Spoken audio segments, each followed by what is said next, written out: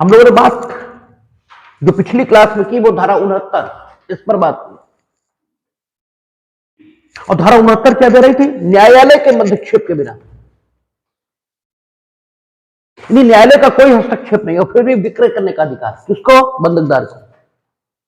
ये सामान्य अधिकार नहीं था,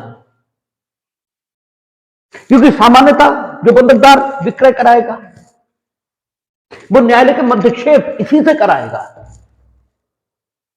न्यायालय के हस्तक्षेप के बिना विक्रय ये संभव नहीं है। धारा 67 जहां बंधकदार को विक्रय करा लेने का अधिकार ये दिया गया है,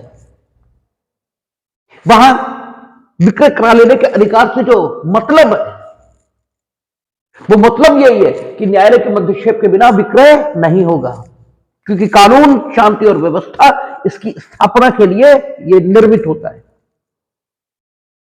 अगर बंधकदार ये न्यायालय के हस्तक्षेप के बिना विक्रय करने की कोशिश ये करेगा तो समाज में शांति और व्यवस्था इसकी समस्या ये खड़ी हो सकती है। बंधककर्ता और बंधकदार इनके बीच विवाद इसकी संभावना रहेगी। इसलिए धारा 67 स्पष्ट घोषणा करती है कि बंधकदार को विक्रय करा लेने का हक है। लेकिन धारा 67 को हम किसके साथ पढ़ेंगे? सीपीसी आदेश 34। और आदेश 34 बंधक के संबंध में मुकदमा लाए जाने का अधिकार है। ठीक है, बंधक के संबंध में दावा करने का अधिकार है और उसकी प्रक्रिया इसका अधिनियमन करता है। इससे सीपीसी में आदेश 34 की मौजूदगी ये तय कर देती है कि यद्यपि बंधकदार विक्रय करा लेने का हकदार है, लेकिन वह यह विक्रय स्वयं नहीं करा सकता।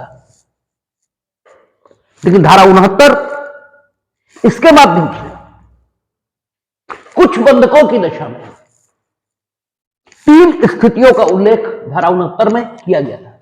जबकि बंधक कैसा? अंग्रेजी बंधक है और बंधककर्ता और बंधकदार ये न तो हिंदू हैं, न मुसलमान हैं, न बौद्ध हैं और न ही किसी ऐसे जाति, वर्ग, जनजाति या समुदाय के सदस्य हैं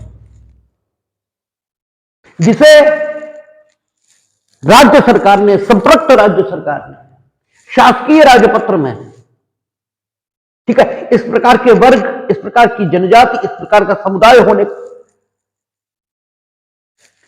के रूप में घोषित कर रखा है कि वे धारा 69 में वर्णित अधिकार को धारित नहीं कर सकते। इस रूप में धारित नहीं कर रखा है तो कोई भी व्यक्ति जो बंधककर्ता और बंधकदार की हैसियत में है, वे अंग्रेजी बंधक किए जाने की दशा में न्यायालय के हस्तक्षेप के बिना ही विक्रय करा सकते हैं। ये सुनने में बात बड़ी आसान लगती है, लेकिन अगर इसके प्रैक्टिकल प्रभावों को देखा जाए तो यह धारा बड़ी विभेदकारी दिखती है। माननीय उच्चतम न्यायालय ने इसे मनमाना नहीं माना, धारा 14 अनुच्छेद 14 के खिलाफ नहीं माना है, लेकिन अगर माननीय उच्चतम न्यायालय से हर बात पर सहमति ही बन जाएगी तो गोलकनाथ के बाद केशवानंद भारती आता नहीं, तो ए.के. गोपालन के बाद मेनका गांधी, इसके आने की कोई संभावना नहीं होती। माननीय उच्चतम न्यायालय ने कह दिया कुछ तो वो बात अंतिम नहीं है। अगर उसमें कोई गलती है तो उसे कहने का पूरा हक सबको है। जब हम लोग इमरजेंसी देखते हैं तो जो कुछ एडीएम शुक्ला में जस्टिस बेग ने कहा, अगर वो कानून है, ठीक है, तो फिर लॉलेसनेस किस चीज का नाम होता है, अराजकता किस चीज का नाम होता है, ये सोचना ही पड़ जाएगा। इसलिए माननीय उच्चतम न्यायालय से हर बात पर सहमत नहीं हुआ जा सकता और मेरी तो घोर असहमति है इस विषय पर कि धारा 69 अनुच्छेद 14 के अनुकूल है। ठीक है, वर्गीकरण हो सकता है, लेकिन वर्गीकरण का कोई उद्देश्य ये तो होना चाहिए यहां आखिर वर्गीकरण का उद्देश्य क्या है? आप क्यों, किस लिए उस बंधकदार को, ठीक है, न्यायालय के मध्यक्षेप के बिना ही बंधकित संपत्ति इसका विक्रय करा लेने का हक दे रहे हो? जो बंधकदार ऐसे बंधककर्ता का बंधकदार है जो हिंदू, मुसलमान, बौद्ध या उस जनजाति वर्ग या समुदाय का सदस्य नहीं है, जिसे इस प्रकार के अधिकार से वंचित संप्रक्त राज्य सरकार ने शासकीय राजपत्र में घोषणा के माध्यम से कर रखा। क्यों इतना महत्वपूर्ण अधिकार न्यायालय के मध्यक्षेप के बिना विक्रय ये कराया जा रहा है? क्यों ये हक देना चाहते हैं? और जरा हिंदू, मुसलमान, बौद्ध और ऐसे वर्ग जिन्हें यह अधिकार देना संप्रक्त राज्य सरकार उचित न समझे, उन्हें निकालने के बाद सोचिए बचता कौन है?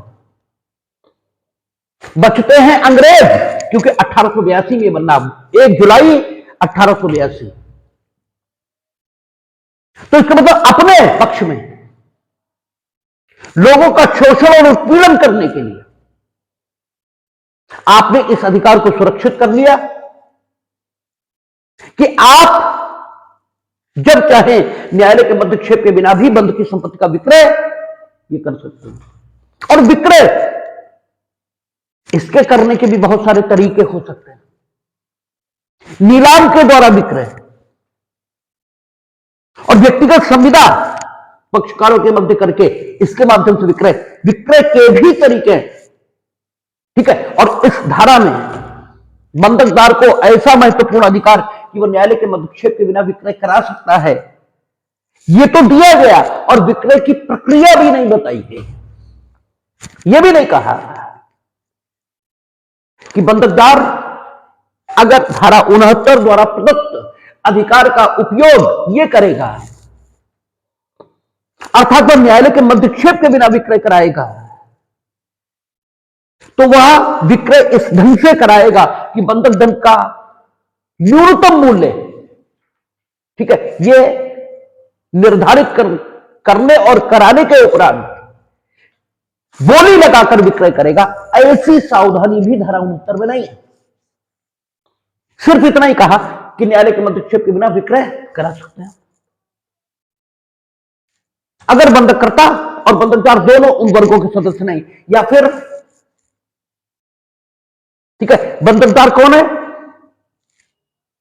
बंधकदार है सरकार, ठीक है, बंधकदार सरकार है। और बंधक विलेख के माध्यम से यह अभिव्यक्त शक्ति बंधकदार को मिली हुई है कि वो न्यायालय के मध्यक्षेप के बिना विक्रय करा सकता है। या फिर बंधक संपत्ति कहां स्थित है? कलकत्ता, मुंबई और मद्रास नगरों में, या ऐसे नगरों में जहां राज्य सरकार इस प्रकार के अधिकार बंधकदार को देना समुचित समझे। और बंधक विलेख में यह लिखा हुआ, तो कलकत्ता, मुंबई और मद्रास नगर, आपको मालूम है प्रेसिडेंसियां यहीं स्थापित हुई थी। इसका मतलब अंग्रेजों के हक में, ठीक है, अंग्रेजों के हक में बंधकदारों को यह हक दे दिया गया। इस धारा का जो प्रैक्टिकल प्रभाव होगा, प्रैक्टिकल प्रभाव यह होगा कि अंग्रेज, क्योंकि ना तो हिंदू होंगे, ना मुसलमान, ना बौद्ध, अधिकांश अंग्रेज कैसे कौन होंगे? क्रिश्चियंस। तो प्रैक्टिकल प्रभाव यह होगा कि इस देश की जनता, ठीक है, उसे 1 जुलाई 1882 को बंधक करने और करवाने की दशा में न्यायालय में जाने, ठीक है, इसके लिए विवश किया गया। और स्वयं अपने पक्ष में यह कंसेशन, यह रिजर्वेशन कर लिया गया कि आप न्यायालय के मध्यक्षेप के बिना ही विक्रय ये करवा सकते हैं। और जब न्यायालय के मध्यक्षेप के बिना आप विक्रय कराएंगे, और विक्रय की कोई प्रक्रिया यह भी आपने उल्लिखित नहीं की धारा 69 में, तब फिर स्थिति क्या बनेगी? ठीक है, तब फिर स्थिति यह बनेगी कि आप शोषण करेंगे बंधककर्ता का, और वो कुछ नहीं कर पाएगा, क्योंकि बंधककर्ता की जो बंधकित संपत्ति होगी उसका मूल्य हमेशा बंधक धन की अपेक्षा धारा 66 के प्रावधानों के मुताबिक 1/3 या आधा ज्यादा होगा। ये हमेशा भाई धारा 66 ये कह रही, अन्यथा प्रतिभूति अपर्याप्त ये मानी जाएगी। तो धारा 69 मेरे दृष्टिकोण से एक विभेदकारी उपबंध है और जिसे हर कीमत पर डिलीट होना चाहिए। जो आज की विधिक भावनाएं हैं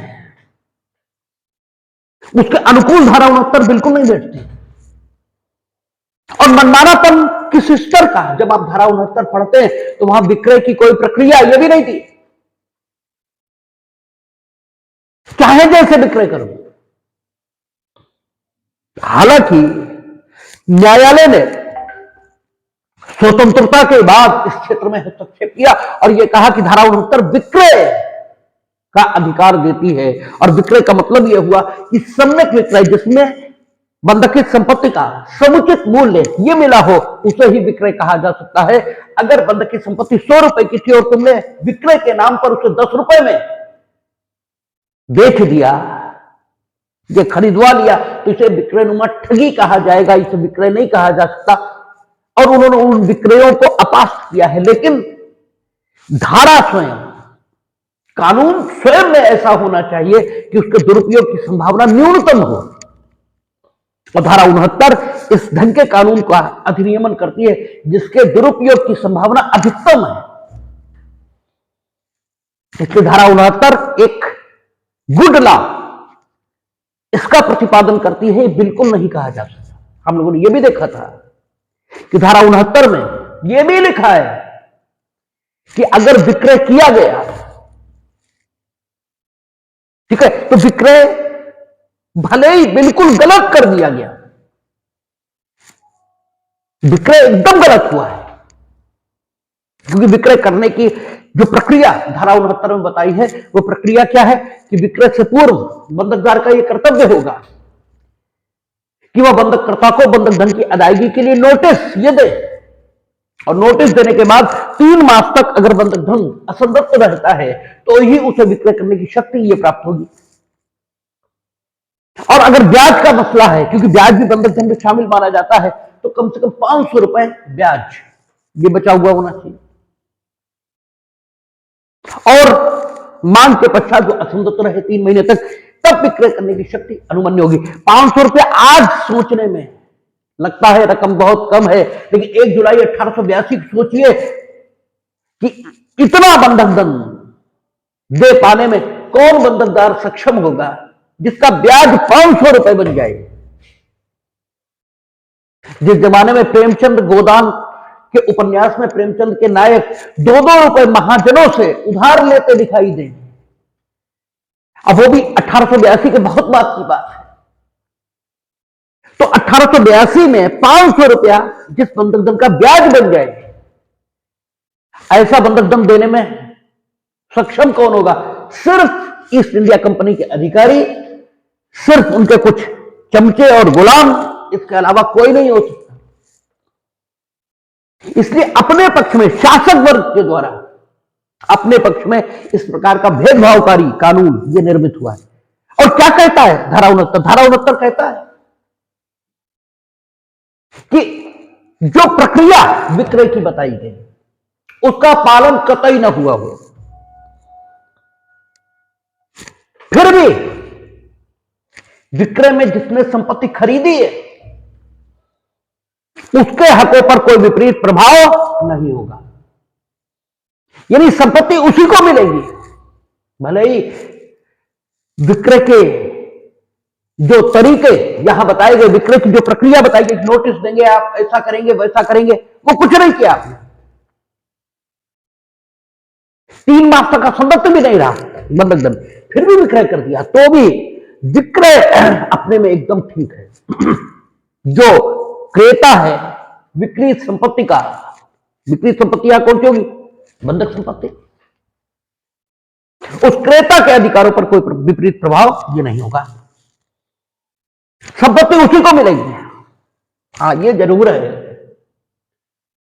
कि उस दशा में क्षतिग्रस्त व्यक्ति को नुकसानी का मुकदमा दिलाने का हक मिल जाएगा। बंधक करता जो एक कमजोर आदमी होगा, लोगों को उधार लेने का क्या शौक है, ठीक है, लोगों को उधार लेने का शौक नहीं है। शराबी अराबी इनकी बात छोड़ दो, लेकिन लोगों को उधार लेने का शौक नहीं है। बंधक करता एक मजबूर आदमी है, आप उसकी मजबूरी का फायदा उठा रहे हो, उसकी संपत्ति उठा के दूसरे को दिए दे रहे हो, और ये भी रिजर्वेशन अपने पक्ष में रख रहे हो कि भले ही विक्रय एकदम गलत हो, फिर भी संपत्ति उसके पास से चली जाएगी, और वो क्षतिपूर्ति का मुकदमा लाए, कहां से लाएगा पैसे? जरा प्रैक्टिकली भी सोचे, कहां से लाएगा पैसे, कैसे करेगा मुकदमा? और मुकदमा होगा तो काय का होगा? रिकवरी ऑफ मनी का। भाई नुकसानी का मुकदमा लाएगा ना वो, और नुकसानी के मुकदमे नुकसानी क्लेम करेगा, डैमेज क्लेम करेगा। डैमेज के रूप में मान लीजिए उसने 1 लाख रुपया क्लेम कर दिया, तो 1 लाख में 8,500 की कोर्ट फीस चाहिए, क्योंकि न्यायालय शुल्क ये चाहिए। और पाउपर सूट अगर बुलाया आदेश 33 के प्रावधानों में सीपीसी में, तो पहले पाउपर डिक्लेयर हो, जो व्यवहारिक स्थिति है सिविल न्यायालय की, वो हमेशा इसी ही थी जैसी आज है, वो पाउपर ही नहीं डिक्लेयर हो पाएगा। और प्रैक्टिकली जीवन की स्थितियां लगातार बदलती हैं, क्या होगा क्या नहीं, कुल मिलाकर शोषणकारी ये धारा है। और ऐसी ही धाराएं हैं जिन्हें बदलना ही चाहिए हर कीमत पर। और अगर ऐसी धाराओं को बदलने के लिए कानूनों का आमूल परिवर्तन ये किया जा रहा है, जैसे सीपीसी सीआरपीसी आईपीसी और एविडेंस का हुआ, तो इसमें कोई बुराई नहीं है, ये होना ही चाहिए।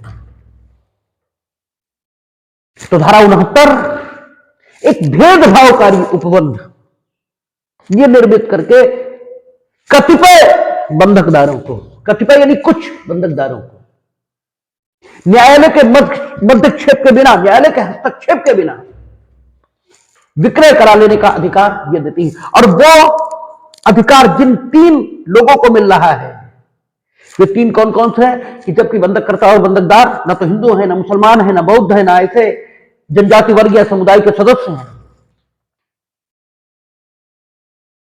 जिन्हें संप्रक्त राज्य सरकार ने इस प्रकार का अधिकार देना समुचित नहीं समझा है, या फिर बंधक विलेख में स्पष्ट उल्लेख है और बंधकदार सरकार है, तो वो भी न्यायालय के मध्यक्षेप के बिना विक्रय करा सकती है। और तीसरा, ठीक है, ऐसे बंधकदार जहां बंधक की संपत्ति कहां स्थित है, कलकत्ता, मुंबई और मद्रास नगरों में, और बंधक विलेख में ऐसी शक्ति मिली हुई है, फिर वो विक्रय करा सकते हैं। और विक्रय के बाद जो सेल प्रोसीड आएंगे, जो विक्रय के आगम आएंगे, उनका उपयोजन कैसे होगा, यह भी धारा 69 में बताया कि प्रथमता जो पूर्विक विल्लंघम, यानी किसी भी प्रकार का कोई हक जो उस संपत्ति पर मौजूद है, चाहे वो भरण पोषण का अधिकार हो, चाहे वो पूर्विक बंधक हो, कोई भी हो, जो पूर्विक विल्लंघम है उन्हें निपटाने में, उनके ब्याजों को निपटाने में, इस सारी चीज में प्रथमता सेल प्रोसीड ये उपयोग किए जाएंगे। और उसके उपरांत जो कुछ शेष बचेगा वो ये बंधकदार जिसने विक्रय इस प्रकार का करवाया है, उसके बंधक धन और ब्याज इसकी अदायगी में लगाए जाएंगे। और उसके बाद कुछ अतिशेष बचेगा तो वो बंधककर्ता को दे दिया जाएगा। इस प्रकार की चीज हम लोगों ने धारा 69 में देखी थी। अब धारा 69A, और धारा 69A 69 का पार्ट है। धारा 69A एक और अधिकार इस बंधकदार के पक्ष में अनुमन्य कर रही है, जिस बंधकदार का उल्लेख धारा 69 में हुआ है। और धारा 69 में ये जो बंधकदार है, ये सामान्य बंधकदार नहीं है, ये ऐसा बंधकदार है जो न्यायालय के मध्यक्षेप के बिना विक्रय करा सकता है। इस बंधकदार को एक और अधिकार ये दिया है धारा 69A के माध्यम से कि ये बंधकदार जो धारा 69 में न्यायालय के मध्यक्षेप के बिना विक्रय करा लेने में सक्षम और समर्थ है, क्योंकि सारे बंधकदार अगर विक्रय कराना चाहते हैं तो उन्हें धारा 67 का अवलंब ये लेना पड़ेगा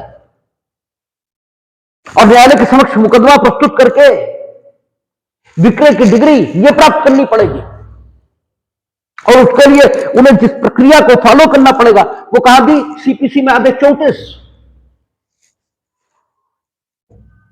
लेकिन ये विशेष प्रकार का बंधकदार है और इस प्रकार की विशेष श्रेणी के लोगों को, ठीक है, कम से कम आधुनिक समाज में कोई मान्यता नहीं मिलनी चाहिए। ठीक है, ये आधुनिक आपको, ठीक है, जैसे एक शब्द बड़ा प्रचलन में रहता है कि वे सामंतवादी मनोवृत्ति के हैं। तो सामंतवादी मनोवृत्ति होती कौन सी है? जब आप अपनी स्थिति के कारण, समाज में जो स्थिति आपकी है उसके कारण विशेष अधिकारों की मांग शुरू कर देते हैं, तो ये कहा जाता है कि आप सामंतवादी मनोवृत्ति के हैं। ठीक है, हम तो गांधी परिवार के प्रखर आलोचक हैं। ठीक है, तो आप देखेंगे अक्सर कि वे सिर्फ गांधी परिवार के हैं, इस कारण उनके लिए विशेष प्रकार के व्यवहार की मांग ये कांग्रेस के लोगों द्वारा की जाती है और स्वयं उनके द्वारा भी। उन्हें ऐसा लगता है जैसे मानो प्रधानमंत्री पद पर वो पट्टा दिखा कर लाए हैं, उन्हें ही प्रधानमंत्री होना चाहिए। और जब वो प्रधानमंत्री होते थे, आपने वो समय नहीं देखा, हमने देखा है, तो उन जगहों पर जहां विदेशियों का जाना मना है, वे अपने ससुराल वालों को, ननिहाल वालों को, सबको लेके, क्यों? क्योंकि विशेष आप उसकी मांग कर रहे हैं। यही सामंतवाद है। तो सामंतवाद का स्पष्ट उदाहरण है धारा 69। एक बंधकदार के पक्ष में कुछ जस्टिफिकेशन माना भी जा सकता है कि चलो बंधक विलेख में स्पष्ट शक्ति का उल्लेख और बंधकदार सरकार है, चलो सरकार के बारे में ये माना जाता है कि सरकार लोक कल्याण के लिए काम करेगी। वो भी 1 जुलाई 1882 को यह भी नहीं माना जा सकता था। 1 जुलाई 1882 को जो सरकार थी वो लोक कल्याण के लिए काम नहीं करती थी। ठीक है, इसलिए इसको भी ठीक नहीं माना जा सकता। लेकिन चलो मान भी नहीं, बाकी शेष उनके बारे में क्या स्पष्टीकरण है? तो कुछ भी नहीं। तो ये एक बेहद खराब सा, ठीक है, शिक्षण है जिसकी मतलब हमें तो बहुत चलाती है इसे पढ़ के। लेकिन इसी बंधकदार को एक एडिशनल राइट और मिला 69 में कि ये बजाय विक्रय करने के बंधक की संपत्ति के रिसीवर का अपॉइंटमेंट ये कर सकता है। और रिसीवर यूं तो किसके द्वारा नियुक्त होता है? आदेश 40 सीपीसी। लेकिन यहां जब धारा 69 हम लोग पढ़ना शुरू करेंगे तो धारा 69A सबसेक्शन 1 ये अधिकार दे रही है। क्या कहती है? कहती धारा 69 के अधीन विक्रय की शक्ति के प्रयोग का अधिकार रखने वाले बंधकदार को, धारा 69 के अधीन विक्रय की शक्ति के प्रयोग का अधिकार रखने वाले बंधकदार को, मीनिंग देयर धारा 69A का संबंध सामान्य बंधकदार से नहीं है। धारा 69A का संबंध सिर्फ उस बंधकदार से है जिसे धारा 69 में विक्रय की शक्ति प्राप्त है न्यायालय के मध्यक्षेप के बिना। उससे इसका मतलब है उपधारा 2 के उपबंधों के अधीन यह हक होगा कि वह बंधक संपत्ति या उसके किसी भाग की आय का रिसीवर अपने द्वारा या अपनी ओर से हस्ताक्षरित लेख द्वारा नियुक्त करे। ठीक है, आपको रिसीवर अपॉइंट कराना, आप कहां जाएंगे? Civil court. ये कहां जाएंगे? ये खुद ही कर देंगे सब, इन्हें कहीं जाने की जरूरत नहीं। ठीक है, रिसीवर नियुक्त करे। कानूनों को जरा ठीक से पढ़ेंगे तो पता लगेगा। जैसे कुछ बेवकूफ टाइप के लोग कहते हैं ना, कि अंग्रेज ज्यादा अच्छे थे। आपको कुछ गधे टाइप के लोग इस प्रकार की बात करते मिल जाएंगे, उनका शासन ज्यादा बेहतर था। कितना बेहतर था ये उसके उदाहरण हैं, और ये लिखत पढ़त में उदाहरण है। आप सोचो कि जब ये लिखत पढ़त में पोजीशन है, तो फिर वैसे व्यवहारिक तौर पर क्या पोजीशन रही होगी। तो कुछ बेवकूफ टाइप के लोग आपको जो कहते मिलते हैं, उन्हें आप देखें, कहते लेख द्वारा नियुक्त करे, और सबसेक्शन 2 का बस उसे ध्यान रखना पड़ेगा। सबसेक्शन 2 कोई विशेष बात नहीं कहता, यानी ऐसा नहीं है कि सबसेक्शन 1 के माध्यम से जो विस्तृत शक्ति ऐसे बंदूकदार को दी गई, उस पर कोई विशेष प्रतिबंध सबसेक्शन 2 में लगाए गए हों, ऐसा नहीं हुआ। बल्कि सबसेक्शन 2 में बड़ी नॉर्मल बातें कही गई। क्या कहा, जो व्यक्ति रिसीवर के रूप में कार्य करने के लिए बंधक विलेख में नामित है और उस रूप में कार्य करने के लिए रजामंद और योग्य है, वह बंधकदार द्वारा नियुक्त किया जा सकेगा। यानी प्रथमतः अगर बंधक विलेख में ही किसी का नाम उल्लिखित है कि बंधकदार अगर रिसीवर अपॉइंट करता है तो इसी को करेगा, तो प्रथमतः उसी को करेगा। लेकिन अगर बंधक विलेख में किसी का नाम उल्लिखित तो है, लेकिन या तो वो रजामंद नहीं है रिसीवर के तौर पर काम करने के लिए, और या योग्य नहीं है, तो फिर उसकी नियुक्ति नहीं होगी, किसी और की होगी। अन्यथा प्रथमता उसी की होगी। तो कोई विशेष प्रतिबंध तो हुआ नहीं जिसने बंधकदार की शक्ति को बड़ा विनियमित रेगुलराइज कर दिया हो, ऐसा तो नहीं कह सकते। ठीक है, फिर क्या कहता है, यदि कोई भी व्यक्ति ऐसे नामित न हो, या यदि सब नामित व्यक्ति कार्य करने के लिए अयोग्य हो, या रजामंद न हो, या मर चुके हो, यानी there is a contingency, there is एक आकस्मिकता है, ठीक है ना। तो स्थिति क्या होगी, तो बंधकदार ऐसे किसी व्यक्ति को नियुक्त कर सकेगा जिसकी नियुक्ति के लिए बंधककर्ता भी सहमत हो। ठीक है, यहां थोड़ी शक्ति प्रतिबंधित हुई उसके लिए, जब ऐसे सारे लोग असहमत हो। लेकिन यह स्थिति बड़ी मुश्किल से आएगी कि सारे लोग असहमत हो, सारे मर चुके हो, सारे अयोग्य हो, सारे रजामंद ना हो। ठीक है, यह स्थिति बड़ी कठिन होगी। अच्छा, फिर ऐसी स्थिति हो तो अपनी इच्छा से और उससे बंधककर्ता भी सहमत हो, ऐसी सहमति न होने पर, जब ऐसी सहमति भी नहीं बनेगी, तो बंधकदार न्यायालय से रिसीवर की नियुक्ति करने के लिए आवेदन का हकदार होगा, और न्यायालय द्वारा नियुक्त कोई व्यक्ति बंधकदार द्वारा सम्यक रूप से नियुक्त किया गया व्यक्ति समझा जाएगा। यानी प्रथमतः न्यायालय के पास बस दिखाने के लिए पहुंच गए, ताकि कानून का जो एक ये जो लिखा है न्यायालय के पास जाएंगे, ये क्या है, ये वास्तव में न्यायालय के पास जाने का अधिकार नहीं है, बल्कि ये फेस सेविंग एक्सरसाइज ये ज्यादा है। ये चेहरे को थोड़ा उजला दिखाने की कोशिश ये ज्यादा है। ठीक है, क्योंकि न्यायालय के पास जाने की स्थिति ही नहीं आएगी, प्रैक्टिकली बहुत मुश्किल हो जाएगा। ठीक है ना, तो ये फेस सेविंग एक्सरसाइज ज्यादा है। इनफैक्ट कोई अधिकार दिया गया ऐसा नहीं है। फिर क्या कहता है, रिसीवर किसी समय भी ऐसे लेख द्वारा जो बंधककर्ता और बंधकदार द्वारा या उनकी ओर से हस्ताक्षरित हो, अथवा दोनों में से किसी पक्षकार द्वारा आवेदन पर और सम्यक हेतु दर्शित करने पर न्यायालय द्वारा हटाया जा सकेगा। ठीक है, जो रिसीवर अपॉइंटिंग अथॉरिटी उसकी कोई हो, लेकिन रिसीवर किसी समय भी ऐसे लेख द्वारा अपने आप रेजिग्नेशन देना चाहे तो दे दे, और अन्यथा न्यायालय द्वारा हटवाया जा सकेगा। रिसीवर का पद खाली होने पर उसकी पूर्ति इस उपधारा के उपबंधों के अनुकूल ये की जाएगी। अच्छा, इस धारा द्वारा अब 3 में रिसीवर की शक्तियां ये क्या होंगी, इस धारा द्वारा प्रदत्त शक्तियों के अधीन नियुक्त रिसीवर बंधककर्ता का अभिकर्ता समझा जाएगा।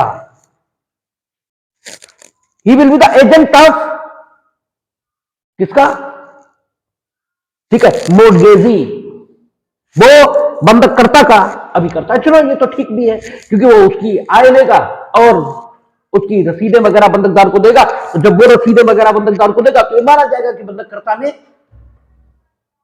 धन की अदायगी कर दी, क्योंकि अगर वो बंधककर्ता का रिसीवर न माना जाए तो बंधककर्ता को वो बंधक की संपत्ति की आय वगैरह ये देगा भी, और बंधककर्ता ने बंधक धन का, ठीक है, आपका की अदायगी की, ये माना कैसे जाए? तो इसलिए बंधककर्ता का रिसीवर, वो जो रिसीवर है उसे बंधककर्ता का अभिकर्ता ये घोषित किया, तो इसमें कोई गलत बात नहीं भी है, ठीक है ना।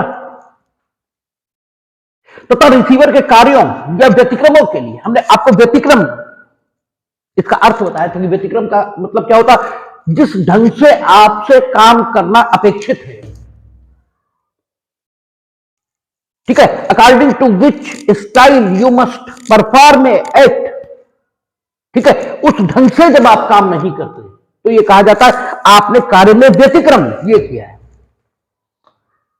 आपने डिफॉल्ट किया है, ठीक है, जिस ढंग से काम करना अपेक्षित है। तो कहता है रिसीवर के कार्यों या व्यतिक्रमों के लिए बंधककर्ता अकेले ही उत्तरदायी होगा, जब तक कि बंधक विलेख में अन्यथा उबंधित न हो, या जब तक कि ऐसे कार्य या व्यतिक्रम बंधकदार के अनुचित मध्यक्षेप के कारण न हुए हों। यानी अगर मध्यक्षेप अनुचित है बंधकदार का और इस वजह से उसने कोई काम किया है तो उसके लिए बंधककर्ता उत्तरदायी नहीं समझा जाएगा, अन्यथा रिसीवर कुछ भी गलत करेगा तो बंधककर्ता उत्तरदायी माना जाएगा, ठीक है। चौथा, रिसीवर की शक्ति। अब रिसीवर की शक्ति बता रहे हैं कि रिसीवर को क्या क्या ताकतें होंगी, ठीक है। कोई विशेष बात नहीं है 69 में। 69 this is a classical example of discrimination, ठीक है, ये विभेद का अत्यंत उत्तम उदाहरण है। इसके अलावा धारा 69 में आप पढ़ते जाएंगे और कोई ऐसी कठिन बात नहीं है जो न समझ में आने योग्य हो, क्योंकि रिसीवर की ताकत ये धारा 4 में लिखी है। देख लें क्या कहती है, रिसीवर को यह शक्ति होगी कि वह उस समस्त आय को जिसके लिए वह रिसीवर नियुक्त किया गया है, उस हित के जिसका व्ययन बंधककर्ता कर सकता था, पूरे विस्तार तक मांग और वसूली या तो बंधककर्ता के या बंधकदार के नाम में बाद लाकर या निष्पादन करा के या अन्यथा करे और उसके लिए तदनुकूल विधिमान्य रसीदें दे और ऐसी किन्हीं शक्तियों का प्रयोग करे जो उसको बंधकदार द्वारा इस धारा के उपबंधों के अनुसार प्रत्यायोजित हों, ठीक है।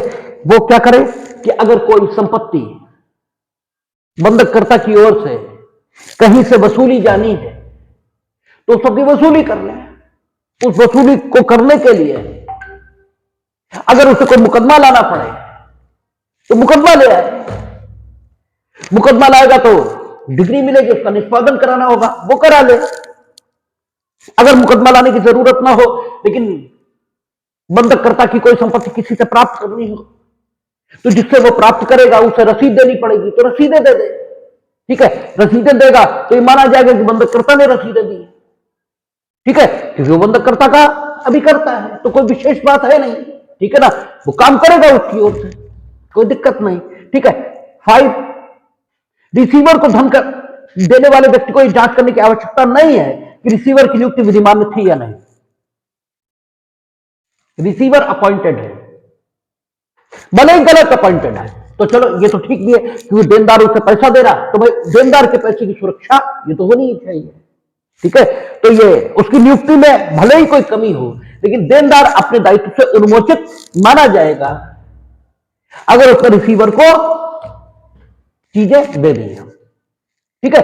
सेक्शन 6, अब रिसीवर जो पैसा प्राप्त करेगा उसका, ठीक, उपयोग वह किस प्रकार करेगा यह सेक्शन 6 बता रहा है। कहता रिसीवर को यह हक होगा कि वह उसे प्राप्त समस्त धन की रकम पर कमीशन 5% से अनधिक ऐसी दर से जैसी उसके नियुक्ति पत्र में विनिर्दिष्ट है, और यदि कोई दर ऐसे विनिर्दिष्ट न हो तो उस कुल रकम पर 5% की दर से या ऐसी अन्य दर से जैसी न्यायालय रिसीवर द्वारा उस प्रयोजन के लिए किए गए आवेदन पर अनुज्ञात करना ठीक समझे, उस किसी रकम में से जो उसे प्राप्त हुई है अपने पारिश्रमिक के लिए और रिसीवर के तौर पर स्वयं द्वारा उपगत सब खर्चों, प्रभारों और व्यय की तुष्टि के लिए रखें। सबसेक्शन 6 ये बता रहा है कि रिसीवर बेगार तो नहीं करेगा, उसे पारिश्रमिक ये मिलना चाहिए। रिम्यूनरेशन ये रिसीवर का क्या होगा, 5%, जितना वो कलेक्ट करेगा उसका 5%, उन दशाओं में जबकि उसकी नियुक्ति पत्र में कोई उल्लेख नहीं, अगर नियुक्ति पत्र में मान लीजिए उल्लेख है 1% तो 1%, मैक्सिमम 5% हो सकता है, मैक्सिमम 5%। 5% उसका पारिश्रमिक यानी मेहनताना ये होगा। इसके अलावा वो खर्चे जो करेगा वो एडिशनल, जैसे उसे मोटरसाइकिल से जाना पड़ा किसी से पैसा लेने तो तेल तो खर्च होगा, तेल पारिश्रमिक में थोड़ी जुड़ेगा, ठीक है ना। तो अन्य खर्चे जो उसने किए वो ले ले। तो सबसेक्शन 6 भी कोई विशेष बात नहीं कहता, बस केवल रिसीवर का पारिश्रमिक कितना होगा इसकी बात करता है। तो मैक्सिमम 5% टोटल कलेक्शन वो जो करेगा या बंधक विलेख में जैसा उल्लिखित है वैसा, ठीक है। सबसेक्शन 7, यदि रिसीवर को बंधकदार द्वारा ऐसा करने के लिए लिखित आदेश दिया जाए, यानी अभिकर्ता वो बंधककर्ता का है, आदेश कौन देगा? बंधकदार, ठीक है। ऐसा करने के लिए लिखित आदेश दे, ठीक है, तो रिसीवर बंधक संपत्ति या उसके किसी भाग का जो प्रकृत्या बीमा कराने योग्य है, ठीक है, जो प्रकृत्या बीमा कराने योग्य है, हानि या नुकसान के लिए जो अग्नि से हो उस मात्रा तक, यानी अन्य बीमा नहीं कराएगा, केवल आग से नुकसान के लिए बीमा कराएगा। कानून जो लिखता है केवल उतना ही। और आग से बीमा होने वाले नुकसान से बचाने के लिए बीमा कराने के लिए भी वो कब अधिकृत होगा? जब बंधकदार उसे लिखित आदेश दे, ठीक है ना। उस मात्रा तक यदि कोई हो जिस तक बंधकदार ने उसका बीमा कराया होता, यदि बंधकदार के पास अगर होती तो वो जिस सीमा तक बीमा कराता उस सीमा तक उस धन में से जो उसे प्राप्त हुआ है बीमा कराएगा। जो रिकवरी उसने बंधककर्ता की लेनदारी जहां जहां थे वो सारे पैसे उसने इकट्ठा किए ना, उसी में से कराएगा बीमा। प्रीमियम देना होगा ना बीमा का, तो उसी धन में से कराएगा। 5% अपना कमीशन पहले ही काट लेगा। अच्छा, बीमा धन के उपयोजन के बारे में, इस उपबंधों के अध्ययन रिसीवर अपने द्वारा प्राप्त धन को निम्न प्रकार से उपयोजित करेगा। यानी बीमा धन, अगर मान लीजिए आग लग ही गई, ठीक है, आग लग गई संपत्ति में, तो बीमा धन उसे मिलेगा रिसीवर को। तो बीमा धन का उपयोजन कैसे होगा ये सबसेक्शन 8 बता रहा है। कहता है बंधक संपत्ति में पड़ने वाले सब भाटकों, करों, भू राजस्व, रेटों, निर्गमों के, चाहे वे कैसे भी हों, क्यों ना हो, कैसे भी क्यों ना हो, भुगतान में, यानी जो भार बंधक संपत्ति पर है, जिन्हें विल्लंगम कहा जाए बड़ी भाषा में। विल्लंगम हमने कहा था एक बड़ा शब्द है जिसके अंतर्गत हर प्रकार का भार जो संपत्ति पर होता है वो शामिल होता है, ठीक है। तो ये सारे भारों के उदाहरण हैं, टैक्सेस लग रहे हैं, ठीक है, ये सारी चीजें जो भार है संपत्ति पर। सबसे पहले बीमा धन अगर मिल रहा है, बीमा धन मिले कब? जब संपत्ति वाकई नष्ट हो जाएगी। तो बीमा धन में सबसे पहले संपत्ति के विल्लंगम इनको संतुष्ट करें, ये सारी चीजें दें। फिर जिस बंधक के अधिकार के बारे में वह रिसीवर है, उस बंधक से पूर्विकता रखने वाली सब वार्षिक राशियों द्वारा या अन्य संदायों की और सब मूल राशियों पर ब्याज को नीचा रखते हैं। यानी जिसका वो रिसीवर है उससे पहले जो बंधक आ गए, जो पूर्विक बंधकदार हैं, उनको पेमेंट करें। या कोई अन्य धनराशियां उसने ब्याज पर ले रखी हैं तो उनके ब्याज की अदायगी करे ताकि ब्याज का रेट नीचे रहे, ठीक है ना, वो सारी चीजें। फिर कहता अपने कमीशन के और अग्नि, जीवन या अन्य प्रकार के बीमाओं के यदि कोई हो, प्रीमियमों के जो बंधक विलेख के अधीन या इस अधिनियम के अधीन उचित तौर पर देय हैं और बंधकदार द्वारा लिखित रूप में निर्दिष्ट आवश्यक या उचित मरम्मत में हुए खर्चे के संदाय में, बंधकदार ने अगर बंधक, ठीक है, संपत्ति के रूप में जो धारित कर रखा उसमें कोई आवश्यक मरम्मत बंधकदार ने कराई है तो बंधकदार को उसका खर्चा दे दे, ठीक है, अपना कमीशन ले ले। अगर बंधककर्ता की अन्य कोई संपत्तियां हैं जिनका आग वगैरह से बीमा कराने के लिए कोई प्रीमियम बकाया है, देना है, वो दे दे, ठीक है। और फिर जो कुछ बचे वह बंधक के आदि शोध होने वाले ब्याज के संदाय में, मूल में नहीं। मूल में देंगे ब्याज घट जाएगा ना भाई, मूल में देंगे, अगर कुछ बचा 10,000 रुपए मूल है, 10,000 में कुछ बचा, मूल में हमने दे दिया तो 5,000, ठीक है, ये मूल बचा, ठीक है। और 10,000 इस पर जो ब्याज बकाया तो वो प्लस 5,000 मूल ये बचा ना। अगर ब्याज इसके समुदाय में पैसा दिया गया तो ब्याज जितना है वो घटा दिया, मूल तो वहीं का वहीं है, तो मूल पे और ब्याज बन जाएगा। यानी बंधकदार के हितों की सुरक्षा ये की गई है। ठीक है, इसलिए जो कुछ बचा है वो मूल के समुदाय में नहीं, ब्याज के समुदाय में ये दिया जाएगा। अच्छा, मूलधन के भुगतान में, अब इसके बाद जो कुछ बच रहा है वो मूलधन के भुगतान में या उस मध्य यदि बंधकदार द्वारा वह ऐसा करने के लिए लिखित रूप में निर्दिष्ट हुआ हो, ठीक है, तो मूलधन में ये दिया जाएगा। फिर कहता और जो धन उसे प्राप्त हुआ उसकी अवशिष्ट अब कुछ बचा, इस सबको निकालने के बाद अब कुछ बचा बीमा धन में से, ठीक है, तो क्या होगा, वह उस व्यक्ति को देगा जो यदि रिसीवर का कब्जा न होता तो उस आय को प्राप्त करने का हकदार होता। यानी अगर बंधककर्ता मर गया तो उसकी जगह कोई और होगा तो उसे दे देगा, इसीलिए बंधककर्ता ने लिखा जिसका वह रिसीवर नियुक्त किया गया होता या जो बंधक संपत्ति का अन्यथा हकदार है, इसको दे देता। ठीक है, बस। फिर नमा क्या कहता, उपधारा 1 के उपबंध केवल और तब तक, केवल तब और वहीं तक लागू हैं जब और जहां तक की बंधक विलेख में कोई तत्व प्रतिकूल आशय अभिव्यक्त नहीं किया गया है। और उपधारा 3 से 8 तक के जिनके अंतर्गत दोनों उपधाराएं हैं, उपबंधों में फेरफार या विस्तरण बंधक विलेख द्वारा किए जा सकेंगे और वे उपबंध इस समय इस प्रकार फेरफार या विस्तरण किए जाने के लिए किए गए रूप में आवश्यक उसी प्रकार लागू होंगे और वैसे ही सब प्रसंगतियों, प्रभावों और परिणामों के सहित प्रवर्तित होंगे मानो ऐसे फेरफार या विस्तारण उक्त उपधाराओं में अंतर्विष्ट होंगे।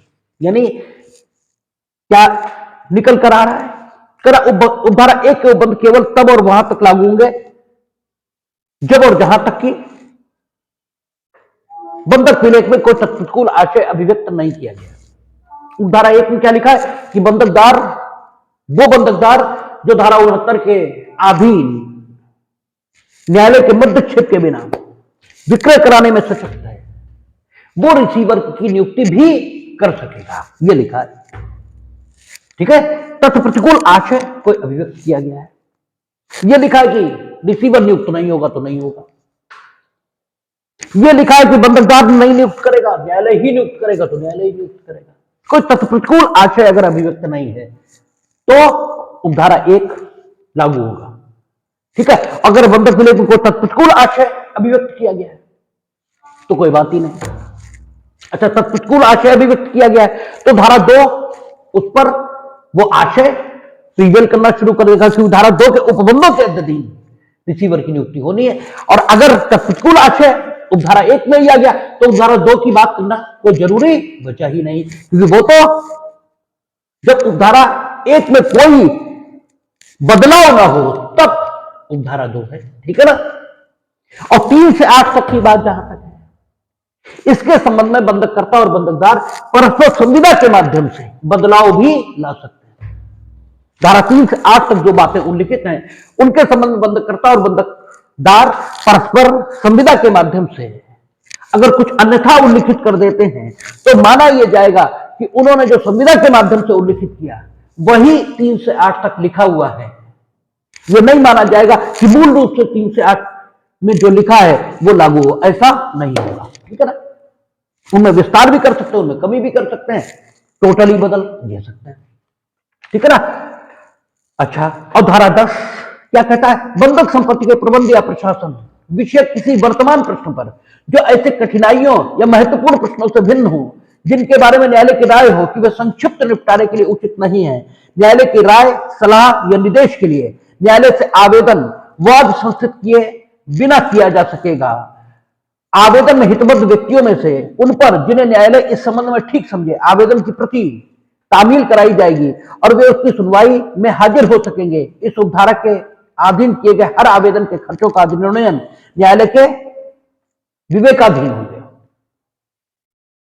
ठीक है, इसके लिए हम लोगों ने देखा था सीपीसी में एक सूट था जो आदेश 36 में दायर करते थे। आप आदेश 36 में फ्रेंडली सूट कहे जाते थे, फ्रेंडली सूट। और आदेश 37 में समरी ट्रायल, जैसा सीआरपीसी में कहा था 260, मेरा ख्याल 260, हाँ 260 से लेकर 265 तक समरी ट्रायल था। 265 ए से प्ली बार्गेनिंग थी। ठीक है ना। तो ऐसा ही एक फ्रेंडली सूट कहा ऑर्डर 36 में हम लोग दायर करने का हक सीपीसी में पढ़कर आए हैं, वो फ्रेंडली सूट ही यहां दायर किया जाएगा। फ्रेंडली सूट उसे क्यों कहते हैं? क्योंकि वहां पक्षकारों के मध्य कोई कॉन्टेस्ट नहीं है, पक्षकारों के मध्य कोई विवाद नहीं है। बात सिर्फ इतनी है कि पक्षकार किसी विषय पर कुछ समझने में असमर्थ है, इसलिए न्यायालय की राय वो मांग रहे हैं कि साहब इस विषय पर क्या होना चाहिए। पक्षकारों के मध्य कोई विवाद नहीं है, यही यहां है। कहता है बंधक संपत्ति के प्रबंध या प्रशासन विषय किसी वर्तमान प्रश्न पर जो ऐसे कठिनाई पूर्ण या महत्वपूर्ण प्रश्न से भिन्न हो, जिसके बारे में, यानी आसान प्रश्न है जिसके बारे में न्यायालय की राय है कि ये कठिनाई या महत्वपूर्ण है ही नहीं, जो प्रशासन प्रबंध के संबंध में आप हमारे समक्ष फ्रेंडली सूट के माध्यम से उठा रहे हैं, ये ऐसा कठिनाईपूर्ण, ऐसा ठीक है महत्वपूर्ण प्रश्न नहीं है कि हम इस पर अपनी राय दें, तो बात अलग है। लेकिन इसका मतलब यह भी निकला कि अगर कठिनाई पूर्ण या महत्वपूर्ण प्रश्न है और पक्षकार उस पर कुछ भी तय नहीं कर पा रहे, तो न्यायालय के समक्ष बिना वाद संस्थित किए एक आवेदन किया जा सकेगा और न्यायालय उस प्रश्न पर अपनी राय दे सकेगा। इसमें जो खर्च आएगा उसे अधिनिर्णित करना ये न्यायालय के अधिकार क्षेत्र में होगा। वो ये भी कह सकता है कि इसका खर्चा बंधककर्ता देगा, ये इसका खर्चा बंधकदार देगा, ये भी कह सकता है दोनों पक्ष अपना अपना खर्चा स्वयं वहन करेंगे, ये भी कह सकते हैं। ठीक है। और सब सेक्शन 11 क्या कह रहा है? इस धारा में न्यायालय से वह न्यायालय अभिप्रेत है जिसे उस बंधक को प्रवर्तित कराने के बाद में अधिकारिता हो। यानी ये फ्रेंडली सूट फाइल कहां होगा? ये वही फाइल होगा कि अगर इस बंधक को प्रवर्तित कराना पड़े, इन्फोर्स कराना पड़े, तो जिस न्यायालय में जाएगा। और वो न्यायालय कौन सा होगा? उसका अधिनिर्णय कहां होगा? सीपीसी की धारा 16, 17 और 18। क्योंकि बंधक संपत्ति के संबंध में वाद अचल संपत्ति के संबंध में वाद ये माना जाएगा। और अचल संपत्ति के संबंध में ठीक है मुकदमा सुनने की अधिकारिता किस न्यायालय को होगी, इसके संबंध में प्रावधान कहां है? सीपीसी की धारा 16, 17 और 18 उसके मुताबिक जिसकी अधिकारिता की स्थानीय सीमाओं में यह बंधक की संपत्ति ये स्थित होगी, उसे ही इस संबंध में मुकदमा सुनने की अधिकारिता होगी। और अगर वह एक या अधिक न्यायालयों की सीमा में स्थित होगी तो उनमें से कोई एक जो अपनी धनीय अधिकारिता के पॉइंट ऑफ व्यू से पूरी संपत्ति के संबंध में मुकदमा सुनने को अधिकृत है। और ऐसी सीमाएं यदि निश्चित होंगी तो धारा 19 वो धारा 18 में उस भाव का कथन करके कोई भी न्यायालय मुकदमा सुन सकेगा। ठीक है। ये आप धारा 69A हुई। अब 70 से लेकर 77 तक बड़ा आसान है। ईश्वर की अगर कृपा रही तो कल की क्लास में हम लोग 70 से 77 खत्म कर लेंगे, उसके बाद आगे फिर बात करेंगे।